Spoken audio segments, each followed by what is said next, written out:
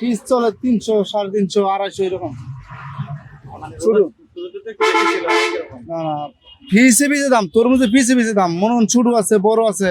যেটা 8-10 কেজি ওজন বড়, এটি 400-500 কেজি। পাইকারি বাজারে কি অবস্থা? পাইকারি বাজার তো কমতেছে না, হেরাই তো ধরে রাখছে বাজার করে।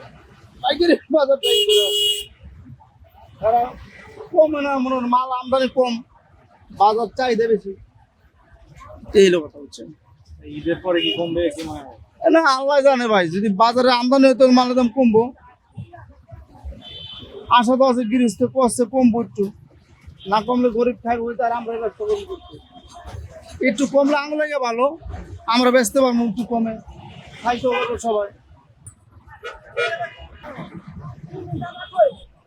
এখন তো আমদানি বেশ কম ছিল, দাম বেশি ছিল। অনেক সামনের দিকে আমদানি বেশি হবে, দাম কমে যাবে। যে সময় আমরা যেরকম ওরকম বিক্রি করি, আমরা আরোদের থেকে কিনে আনি যেরকম এরকম বেশি, হয়তো 5-10 টাকা লাভ করে বেশি। আগে তো প্রথম বিক্রি 120 টাকা কেজি, তারপরে হয়েছে 100 টাকা, তারপর হয়েছে 90 টাকা, এখন 80-70। হ্যাঁ, ঈদের আগে আরো কমে যাবে। এটা আগামী সপ্তাহে মনে করেন 50-60 টাকা হয়ে যাবে।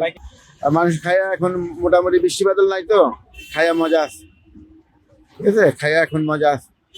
বৃষ্টি বাদল হলে তো ভিতরে নষ্ট হয়ে যায়। অন্তত বৃষ্টি বাদল হয় নাই, বন্যা হয় নাই, এই জন্য ভালো আছে। দিক থেকে তরমুজ ওই বরিশাল, বোলা, কুয়াকাটা, হ্যাঁ ওই বরিশালের মালই বেশিরভাগ বেশি মিষ্টি। বরিশালের মালও মিষ্টি হয়, তারপর আপনার খুলনার মাল মিষ্টি হয়।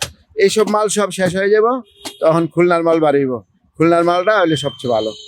খুলনা লাস্টে, মানে এইসব মাল বরিশাল, কুয়াকাটা এদিকের মাল শেষ হয়ে যাব, তারপরে বাইরে বলে আপনার ইয়ের মাল, খুলনার মালটা কি লাস্ট পর্যন্ত থাকে। এখনো খুলনার মাল হবায় ওয়ও নাই, হবায় খ্যাত করতেছে, হবায় ছোট ছোট করা হয়েছে। এইসব মালগুলা শেষ হয়ে যাব, তখন খুলনার মালটা বাড়িব।